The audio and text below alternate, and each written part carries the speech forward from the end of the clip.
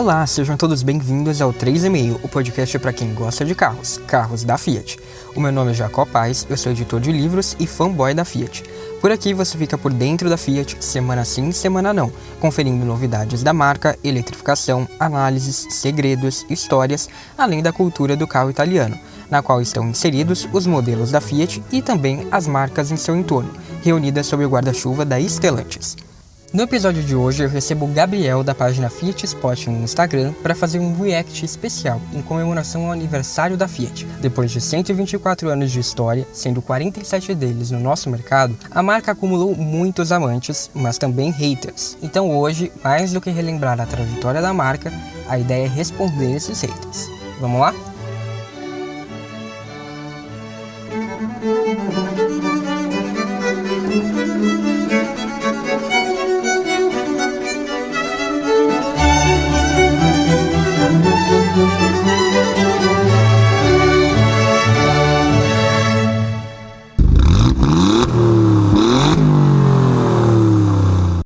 Há alguns dias eu perguntei lá no Instagram do 3,5 quais maldades ou preconceitos vocês já tinham ouvido eu falar sobre a Fiat. Por exemplo, um tempo atrás no trabalho eu ouvi alguém falar que sair de um Fiat e ir para um Honda não tinha comparação, só porque o Honda seria muito mais potente, como se todo Fiat fosse um carro fraco ou devagar.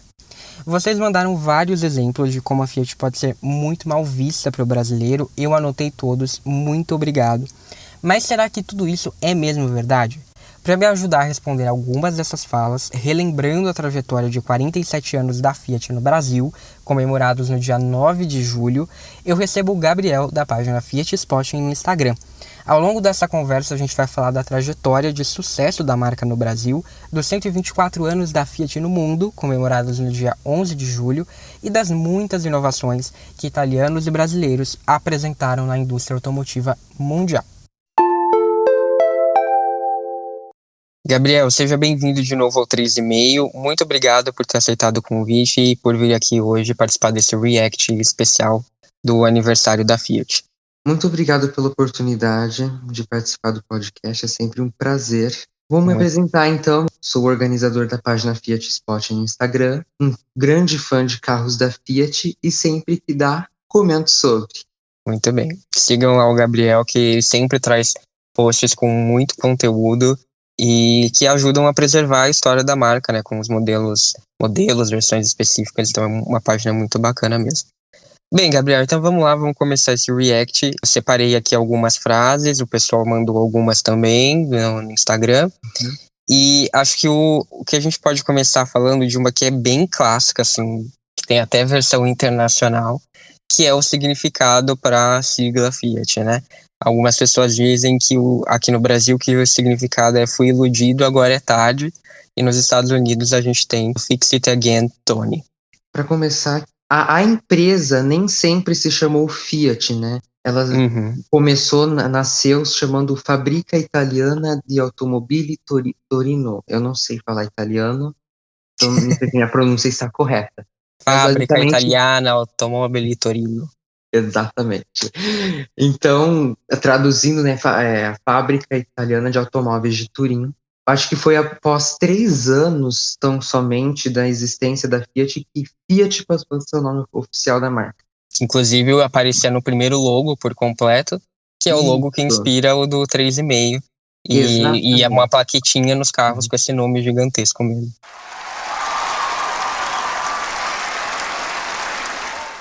Eu creio que não dá para inovar num produto sem que no começo dê problema de fato.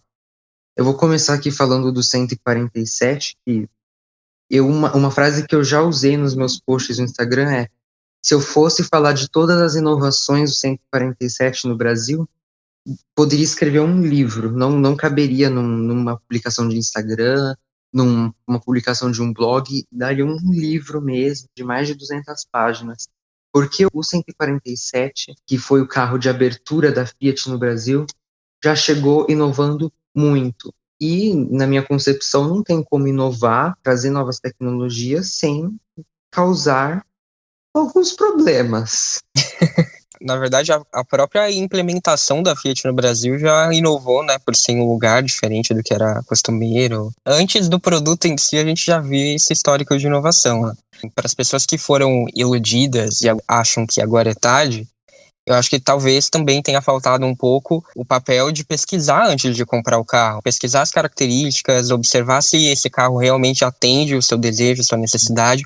Como você disse, a Fiat tem um DNA de inovação muito grande e um DNA que segue bastante a escola italiana de fazer carros. Tem gente que gosta, tem gente que não gosta. Então, de repente, antes de comprar o carro, se você pesquisar, você vai poder identificar isso melhor, né? Porque eu vejo muitas vezes que as pessoas não veem o carro direito, às vezes nem fazem test drive antes de comprar o carro. Então, como é que você vai comprar uma coisa que assim é tão cara, que você vai usar tanto no seu dia a dia, né? E não tem uma experiência prévia antes mínima, né? Que é uma experiência possível. Todo mundo pode fazer isso antes de comprar o carro. Então, um pouco disso também cabe aqui nessa resposta. Então abri os olhos! Outro tópico que entra aqui, a maioria dos brasileiros não cuida do seu carro de modo preventivo. E quando ele quebra, quer pôr a culpa em todo mundo. Eu até trouxe uma pesquisa aqui que eu fui procurar, é uma pesquisa um pouco antiga, de 2009, que foi feita pela GIPA, que é um órgão internacional que faz estudos de mercado no segmento automotivo. E em vários países eles pesquisam, e nessa pesquisa, que depois eu vou deixar o link lá, tem um dado de que apenas 48% dos motoristas de carros com mais de 5 anos levam o carro em oficinas para fazer manutenção preventiva aqui no Brasil. Ou seja, a maioria não leva. E quando você pega essa questão da inovação, que é muito presente, né, na marca Fiat, e a gente vê isso tanto em tecnologias, sei lá, de conforto, mas também quanto no desenvolvimento de motores mesmo, de engenharia, isso se agrava demais, porque se você não faz, né, eu já fiz até aqui episódios falando de maré, de tipo, de estilo, e quando você não faz essa manutenção preventiva em um carro que tem tanta tecnologia assim, fica realmente muito difícil. Uma hora ele vai, inevitavelmente, quebrar, com toda certeza. Gente, 48% só fazem manutenção preventiva. Meu Deus do céu. Pois é, Um bem quilo de vida complicado. boa. Acho que essa resposta aqui já foi, mas tem mais uma frase que eu recebi aqui, que também tem a ver com esse tópico, que é Fiat só dá manutenção. Não vou me prolongar porque a gente já acabou falando um pouco disso, mas eu vou começar dando uma resposta, depois o Gabriel pode complementar também. Porque eu acho que assim, se você gosta de ter um carro feio ou sem sal, sei lá, você pode comprar um Toyota, um Nissan, um Honda, que talvez realmente você não vai ter nenhuma manutenção, ou se tiver vai ser muito pouca, porque esse é o perfil da escola japonesa de fazer carros. Eles pensam carros desse modo. Mas você vai abrir mão de outros itens, que para mim são muito importantes. Então, que é tudo aquilo que os italianos sabem fazer, né? Carros com um design mais impressionante, que tem um desempenho muito bom. Em resumo, é um carro estiloso, é um carro que vai ter ali um compromisso com os detalhes. É um carro que vai fazer você se sentir bem, tanto do lado de fora quanto do lado de dentro, porque eu acho que isso é importante, né? Você se sentir confortável também do lado de dentro, já que é onde você vai passar a maior parte do tempo quando você está com um carro. Isso é uma prioridade das montadoras italianas e é uma prioridade da Fiat também ter esse cuidado. Se você não liga tanto para isso, sim, você pode eleger outra prioridade, um carro que tem uma manutenção mais confiável, vamos assim dizer, porque os japoneses costumam pegar todo o potencial que o carro tem e reduzir isso na hora de lançar o carro. Então, naturalmente, você vai ter menos problemas. O carro já está contido de fábrica. Então, é uma questão, é uma filosofia. Se você gosta, beleza. Se você não gosta, existem outras opções e tá tudo bem, é isso aí. Vida que segue, assunto encerrado. Interessante essa questão que você abordou dos japoneses, né? É muito bacana dizer também que, atualmente, os carros da Honda e da Toyota no Brasil são os usados mais valorizados do mercado. É impressionante como aqueles negocinhos não desvalorizam. É assustador. Uma fama, né, que eles conseguiram construir, assim, merecidamente em alguns casos, em outros eu acho um pouco exagerados, acho que eles cobram muito por essa fama, mas, né, como eu falei, é uma questão de gosto. Quem gosta, compra. Também é bom dizer que a Fiat no Brasil também tem seu histórico de carros bem-sucedidos no quesito manutenção, como o Uno Mille, os derivados do Uno, o Fiorino. O Fiorino está em linha até hoje. É o veículo de serviço, um dos mais vendidos do país até hoje, desde 20 anos atrás, né? Eu nasci em 2005 e desde que me conheço por gente, a Fiorino é um dos veículos mais vendidos para serviço, justo por ter uma manutenção extremamente robusta, confiável e barata. E além disso, tem a questão do conceito italiano de carro, né? Isso é muito presente numa marca que eu gosto muito, tá no grupo, que é a Alfa Romeo. Nossa, sim, né? minha queridinha.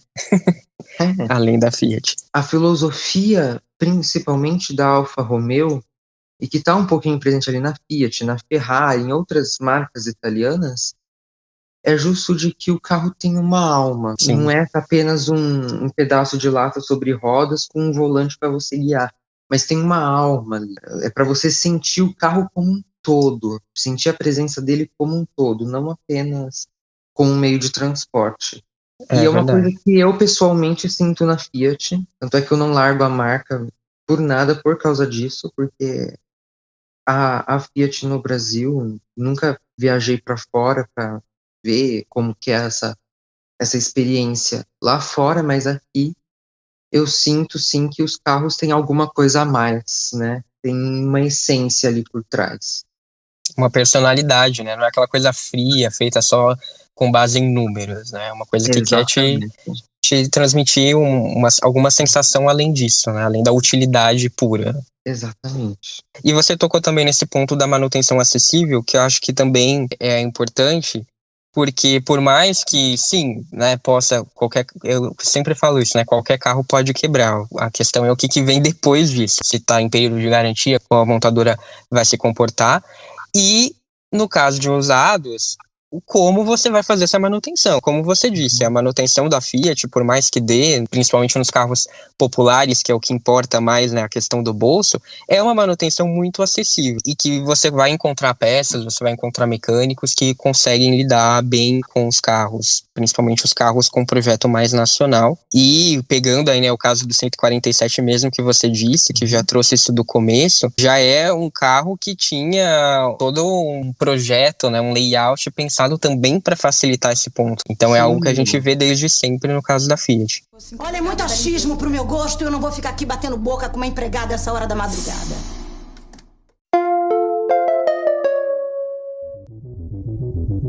E agora, um pequeno intervalo para lembrar você que os episódios do 3,5 vão ao ar também no youtube.com/3,5 podcast, sempre no mesmo dia, mas um pouquinho mais tarde do que nos apps de podcast. Se você estiver ouvindo por lá, curte o vídeo, se inscreve no canal e ativa as notificações clicando no sininho. Assim você não perde os próximos episódios.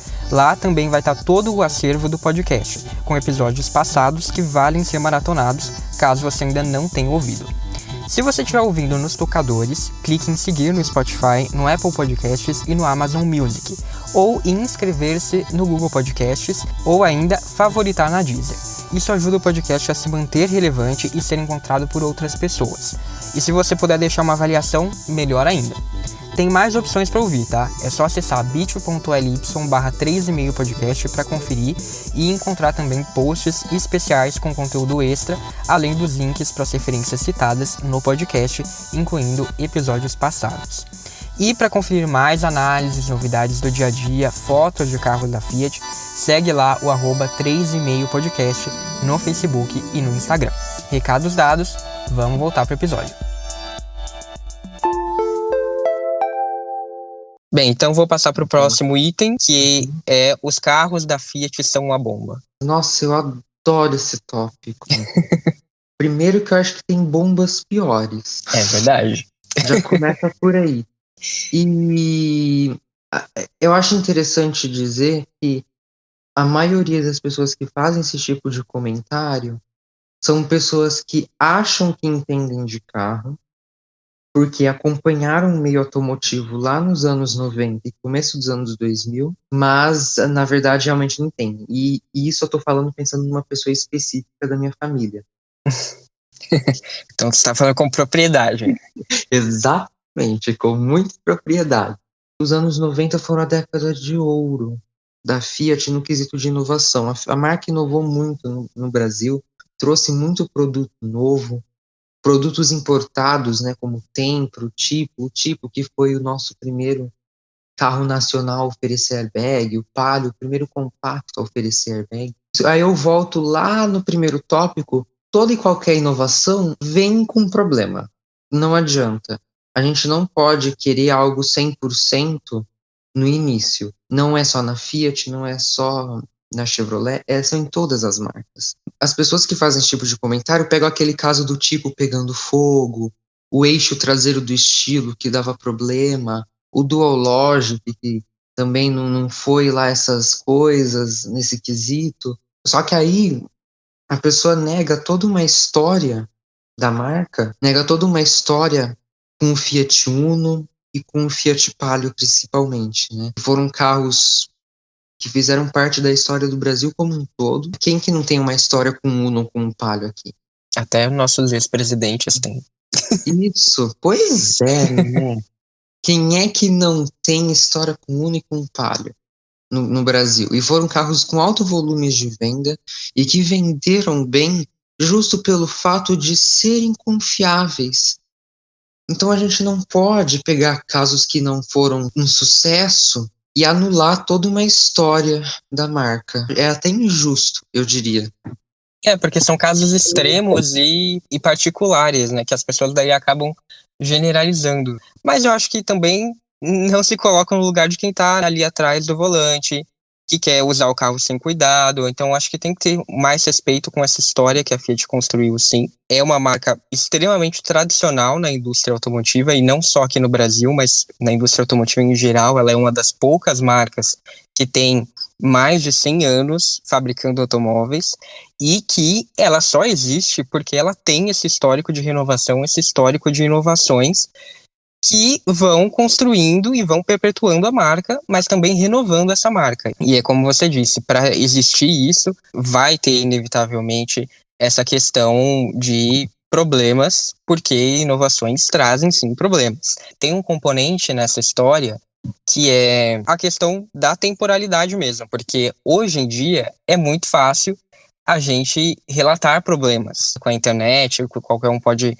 transformar isso em conteúdo, qualquer um pode botar a boca no trombone. Ficou, então, muito mais fácil falar mal das coisas. E naquela época não tinha tanto isso, você tinha mais uma imprensa ali fechada, que querendo ou não, eu acho que também existia, né? Existe até hoje, então naquela época com certeza existia um preconceito com a Fiat em si. Todas as marcas podiam ter problemas, principalmente nos primeiros lotes, como você disse, mas a Fiat acabou ficando um pouco marcada, acho que por conta disso também, porque existia esse preconceito que era mais difundido no caso da Fiat. Talvez, acho que essa seja uma possibilidade, e que tenha deixado principalmente na mente das pessoas que são mais velhas essa ideia de que a Fiat tem só carros bomba. A minha família mesmo, o meu avô não comprava carros da Fiat de jeito nenhum.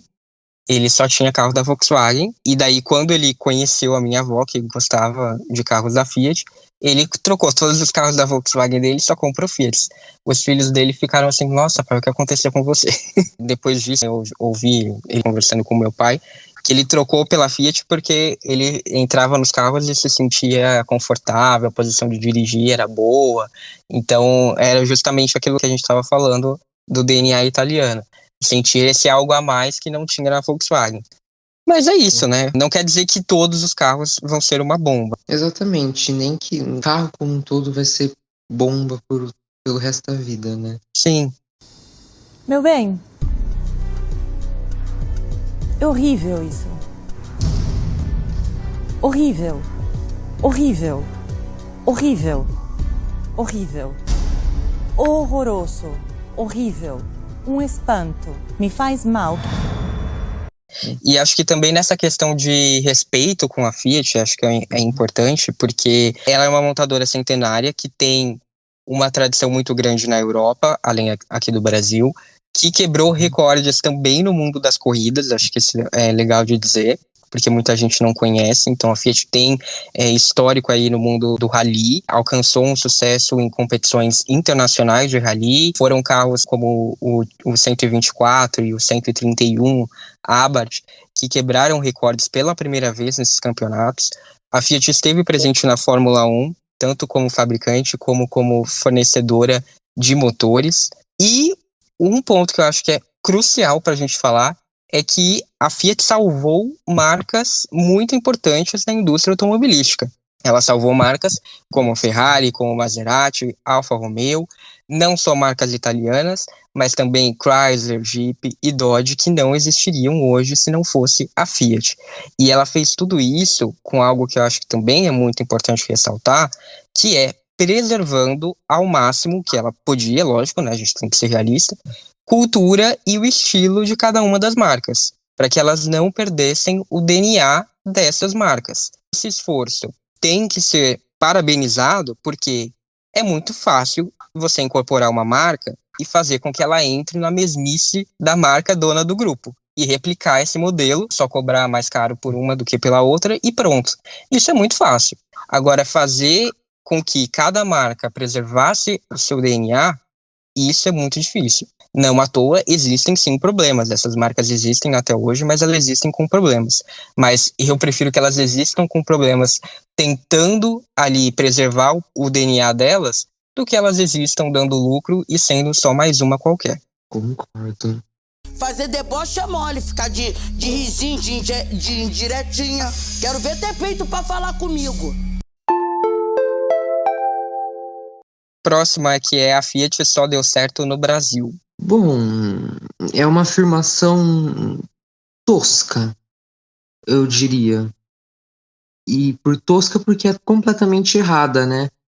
Até porque hoje a Fiat é líder de mercado na Itália, na Turquia, né? A Fiat é muito presente na Turquia e eu acho isso até curioso, que ela é muito presente na Turquia, foi muito presente com modelos como Linea e atualmente o Egea, que é o tipo sedã. Aqui na América Latina, a Fiat tem uma presença muito forte na Argentina. Atualmente, Cronos é o carro mais vendido da Argentina há mais de um ano, mas tem um carrinho que fez muita história por lá, que é o Fiat Seicento. Sim, verdade. O Fiat Seicento fez muita história na Argentina, é um carro muito importante para eles. E, aliás, recentemente o Cronos ultrapassou ele como o Fiat mais produzido lá. Então, creio eu, assim, que a Fiat não tenha dado certo só no Brasil. Ela conseguiu ser uma marca bem-sucedida em países de culturas bem distintas, inclusive, né? Turquia, Itália, Brasil, Argentina, são mercados completamente distintos entre si, mas a Fiat conseguiu ler, que aliás é uma característica muito boa da Fiat, né? A leitura dela de mercado, ela consegue adaptar muito bem essa estratégia de marketing ao mercado local. Então, em mercados completamente diferentes, ela conseguiu entrar e fazer sucesso.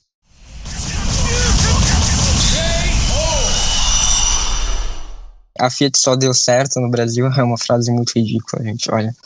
Porque a Fiat, ela é uma marca muito forte na Itália. Atualmente, ela passa, sim, por uma queda de vendas, que é um pouco preocupante. Mas a gente, mais uma vez, não pode esquecer o histórico. Eu até vi uma publicação alguns anos atrás, depois que a Stellantis se formou e que começaram a surgir esses rumores sobre os novos planos da Fiat. Uma publicação do Reino Unido, que é um país que atualmente, de fato, é pouco relevante para a Fiat. Mas essa publicação entrevistou o CEO da Fiat, Olivier François. A grande manchete era que a Fiat era um gigante adormecido, que estava prestes a acordar novamente. Por que eu estou falando isso? Para remeter justamente a essa questão da história. Nos anos 80, nos anos 90, a Fiat brigou de igual para igual pela liderança do mercado na Europa. Não estou falando da Itália, estou falando da Europa. Já emplacou modelos como os modelos mais vendidos da Europa. Punto, Uno, chegaram a esse posto, foram o carro mais vendido da Europa. Até hoje, a Fiat é a marca com o maior número de prêmios no carro do ano da Europa. Tem 9 troféus. Então, assim, não é pouca coisa. Ela é uma marca muito significativa.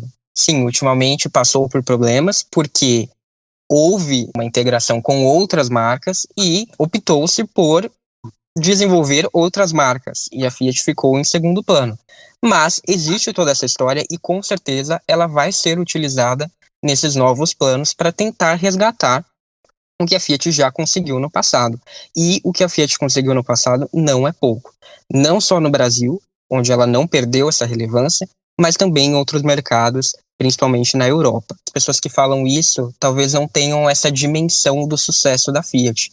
A Fiat é uma montadora que tem um recall muito grande, mesmo nos países em que hoje ela não tem tanto sucesso. É diferente de você pegar uma marca, por exemplo, como a Lancia, que realmente foi muito esquecida e continua sendo esquecida. A Fiat não, a Fiat continua presente, mesmo que com uma gama menor, e existe uma lembrança muito forte da marca. Então, é uma expectativa que existe, mesmo nesses mercados em que hoje a Fiat não é tão relevante, né, do que pode ser feito aqui no futuro. Porque ela é uma grande marca, sim. Fiat não deu só certo no Brasil. Ela deu certo em muitos mercados, mas no Brasil ela continuou relevante porque ela se adaptou ao Brasil muito bem e o brasileiro se adaptou à Fiat, né? Foi uma relação recíproca. A Fiat gosta de criar essa proximidade com o público, e isso é uma coisa que não existe só no Brasil. Uma apresentação recente do presidente da Fiat falando justamente isso, que ela gosta de criar laços e parecer uma marca local. E isso deu muito certo no Brasil, né? Tanto é que é uma marca que eles mesmos se dizem ítalo-brasileiros. É uma sensação de que a Fiat só deu certo no Brasil, porque aqui ela deu muito certo e ela continua dando certo. Mas não quer dizer que ela não é uma marca reconhecida e com conquistas muito importantes em outros mercados também. Que amor é esse que as pessoas têm? Deus, será que tem alguém me amando assim? Com certeza. Com certeza. Ai, Carol, certeza. com certeza. Com certeza. Que um outro dado muito interessante também é o desempenho do Cinquecento elétrico, que é um dos carros elétricos mais vendidos da Europa, mesmo sendo relativamente recente e vindo de uma marca que tem, quando o Cinquecento foi lançado, ele era basicamente a única opção elétrica da Fiat. E rapidamente ele se tornou um dos 3 elétricos mais vendidos da Europa em muitos mercados europeus. Então eu acho que isso é um sinal não só do passado histórico da Fiat, como eu falei, de todas essas conquistas que ela tem, mas também do potencial que ela pode ter no futuro. Concordo. Ainda mais, né, que o 500 tem toda a história na Europa, né? Foi Sim. bom ter se resgatado o Cinquecento para fazer o modelo elétrico. Exatamente. Uma boa estratégia de marketing. Sim, você já tem um nome conhecido, né? E o Cinquecento, ele é um compacto, mas ele já era um compacto que custava um pouquinho mais caro, então isso amortiza um pouco essa diferença do elétrico. É uma amostra do que eles conseguem fazer quando eles têm, né, a bala na agulha para fazer. É que eles não tinham, né? Durante muito tempo não tiveram. Eu não vou acabar presa, sabe porque eu sou rica! Eu sou rica! Vamos pro próximo, que é: os carros são frágeis. Eu acho que assim, a minha resposta principal é: frágil é quem nunca teve que usar um Fiat para trabalhar. Quem tem carros que são ali parceiros no dia a dia de muita gente do Brasil é a Fiat. E quem fala isso com certeza não conhece esses carros, que fazem parte do dia a dia de muitos brasileiros que fazem aí a economia girar, né? Meu próprio pai, ele dirige uma estrada todo dia para trabalhar, então é realmente uma robustez de projetos como o 147, como o Uno, como a Estrada. Desde a sua fundação, a Fiat, aqui no Brasil, a Fiat sempre teve esse sucesso. A gente está falando de um carro, né, o 147, que foi todo retrabalhado, que recebeu reforços, especialmente para encarar as condições brasileiras. E todo esse trabalho foi replicado no Uno, que até hoje é o sinônimo de um carro bem valente. A gente vê até muitas brincadeiras, posts, né, de Uno 4x4, que vai onde, sei lá, Renegade não vai. Então, isso é um indício dessa robustez desses carros da Fiat, que são referência não só no Brasil, mas em todo o mundo, né? Você pega a Fiat Professional, ou as versões com Peugeot, versões até que viraram RAM, só para citar alguns exemplos, e não viraram RAM só na América Latina. Acho que é importante ressaltar isso. Mesmo nos Estados Unidos, a gente tem lá Ducato, Doblò, sendo vendidos como RAM. Então, é um símbolo dessa robustez. Lógico, né? O principal de todos é a Estrada, que se tornou aí uma referência no segmento, não só pelas inovações que ela apresentou, justamente para atender o público brasileiro. Aliás, a própria Estrada é um produto criado, desenvolvido para atender o público brasileiro, mas que, além disso, também ficou muito reconhecido pela robustez para o trabalho mais pesado. Eu vejo, às vezes, umas estradas assim, andando com, sei lá, 1 tonelada de carga na caçamba. Então, assim, as pessoas usam mesmo para trabalho e ela aguenta. No lançamento da nova estrada, eu me recordo que a Fiat fez questão de frisar que ela manteve uma excelente característica da antiga estrada, que era a suspensão traseira por feixe de molas. Num episódio que a gente gravou com a Gil Brandão aqui no podcast, ela chegou a falar que, nossa, o brasileiro vai lá e excede o limite de carga estipulado pela fabricante. Realmente, você vê umas estradas aí, umas estradas totalmente arriadas atrás, com sobrepeso, e o carro aguenta, aquela suspensão não quebra. Acho que nem com reza braba aquilo quebra. Exatamente. O Uno, né, eu particularmente tive dois em casa, e um deles, acho que nem se pedisse para quebrar, o carro quebrava. São projetos muito bem adaptados à nossa realidade, né? Pensado também para o pessoal que geralmente não faz manutenção preventiva, né? A gente abordou esse tópico. Uhum. E são esses projetos como Uno, a família Uno e a família Palio, e a própria família 147, né? São pensados para, de fato, serem o mais simples possível de fazer manutenção e também para aguentar o trampo, a pessoa não faz a manutenção correta, né? Quantos carros tiver aí rodando na rua em péssimas condições e o carro ainda está rodando? E a gente tem também, na história da Fiat, né, uma marca que atuou em muitos outros segmentos, navio, avião, caminhão, então ônibus. É realmente uma marca que já fez de tudo, literalmente. Bando de idiotas. Bem, vamos então para o próximo tópico. Só tem carro com adesivo ou plástico. Isso aqui é perigoso, hein? Ai, ai. Eu sou um defensor ávido dos SUVs de shopping e dos aventureiros de adesivo, porque eu gosto deles. Aí, tá vendo? Adoro o Margo Tracking. O que eu tenho para dizer sobre essa afirmação é de que a Fiat no Brasil sempre teve uma boa leitura de mercado, uma boa leitura e uma leitura rápida, né? Sempre lançando produtos antes que outras marcas tivessem a mesma ideia. Importante frisar que eu, particularmente, e o Jacó também, nós vivemos numa bolha chamada Estado de São Paulo. Essa bolha chamada Estado de São Paulo, a gente é muito bem servido de estradas, como a rodovia dos Bandeirantes, a rodovia Anhanguera, a Dom Pedro. Mas, a partir do momento que você sai do Estado de São Paulo, meu amigo, é triste o negócio, é de chorar. Péssimas condições das estradas. Há uns 4 anos eu fui para Arraial da Ajuda, na Bahia, e eu notei uma quantidade expressiva desses veículos aventureiros, Cargo Tracking, Palio Fireway, Uno Way, Mille Way, lá, e da Fiat, né? Não vi de outras marcas, eu só vi da Fiat. Então eu fui dar uma pesquisada para ligar os pontos, e esses carros não tem só adesivo. O Argo Tracking, ele é elevado em 3 centímetros em relação ao Argo normal. Ele tem mais 3 centímetros de vão livre. E quando o Argo Tracking foi lançado, ele tinha 21 centímetros de vão livre do solo, além de pneus de uso misto. O Palio Fireway também tem a suspensão elevada. O Mille Way, que nem sempre foi uma versão de produção, já chegou a ser um kit opcional do Mille Fire, também ganhava suspensão elevada.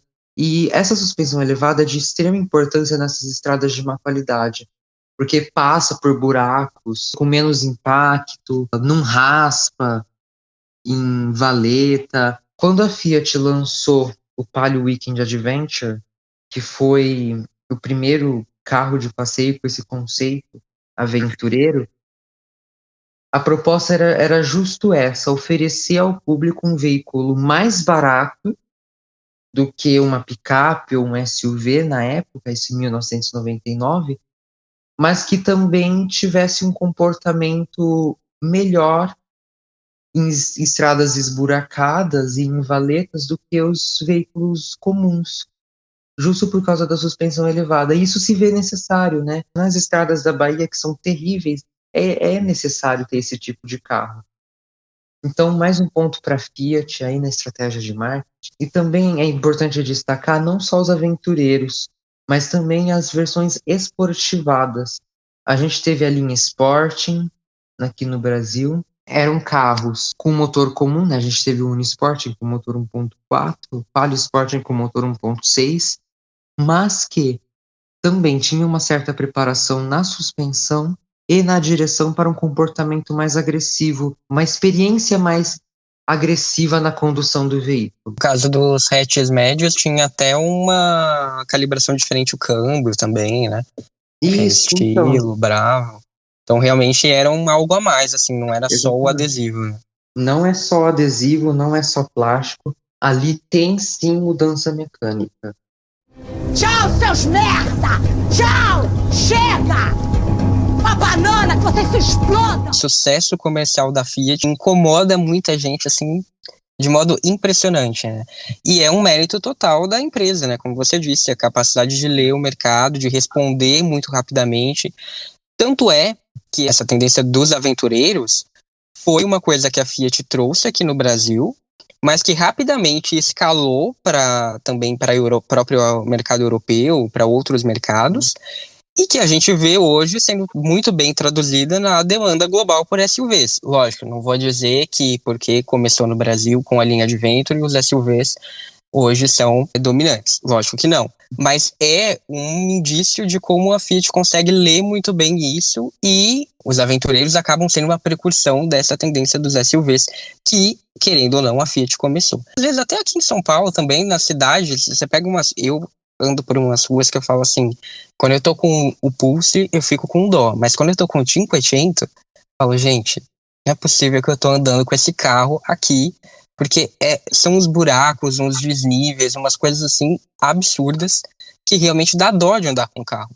Então é por isso que os aventureiros, no primeiro momento, fizeram muito sucesso, e hoje em dia os SUVs têm uma grande demanda, porque os asfaltos são péssimos, isso quando tem asfalto, falando da maior cidade do país, né? Então imagina em outros locais. É realmente uma condição que muitas vezes as pessoas não se dão conta. E a Fiat acaba melhorando um pouco isso com os aventureiros. É com algo um pouco mais robusto, né? Quando a linha Adventure ganhou o Locker, por exemplo, não só pelo Locker em si, mas porque os carros vieram ainda mais parrudos, né? Uma suspensão ainda mais elevada, ainda mais retrabalhada, pneus de uso misto. Então, acho que existe sempre a preocupação da Fiat em oferecer um pouquinho a mais, principalmente quando a gente entende as diferenças entre as linhas, né? A linha Way é uma coisa um pouco mais superficial, só a suspensão ali elevada. A linha Tracking já adiciona alguma coisa, né? Por exemplo, pneu de uso misto. E a linha Adventure, que realmente tinha uma coisa ainda mais robusta, ainda mais preparada. E quando a gente fala disso, também é importante lembrar que a Fiat quase sempre ela tinha a linha mais adesivada e com plástico, vamos assim dizer, né? Como eu disse, no caso do aventureiro tinha Way, tinha Adventure, tinha Tracking, mas também no caso do esportivo a gente tinha o Sporting, mas ela também oferecia algo verdadeiro, vamos assim dizer. Um carro realmente esportivo, T-Jet, agora a gente tem a Abarth, a gente tem a Fiat ainda oferecendo algum aventureiro, né, que é o Tracking, no caso do Mobi e no caso do Argo, mas a gente também tem uma contrapartida que foi a chegada da Jeep com SUVs de verdade. Então acho que isso é importante frisar. Por mais que exista essa opção que é mais acessível, que é mais democratizante, o que faz todo sentido com o DNA da Fiat, também existem as opções verdadeiras para quem pode, né, arcar, porque uma opção verdadeira, vamos assim dizer, vai custar naturalmente mais caro também. Pessoal, esse react tá rendendo, então eu vou separar ele em 2 partes. Na semana que vem sai a segunda parte para vocês continuarem escutando um pouco desse misto de história e resposta aos haters. Então, espero vocês semana que vem.